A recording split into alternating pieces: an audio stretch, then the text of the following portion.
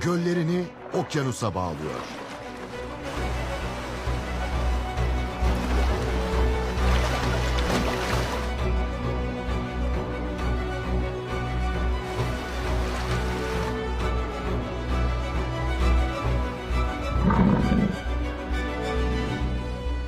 Denize ulaştılar.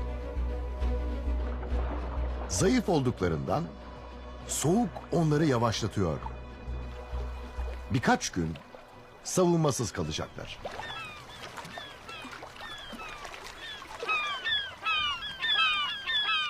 Martılar yemek zillerini çalıyor.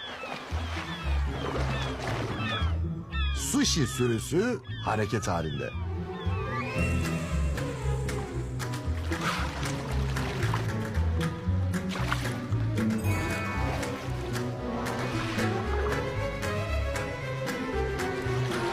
Alabalıklar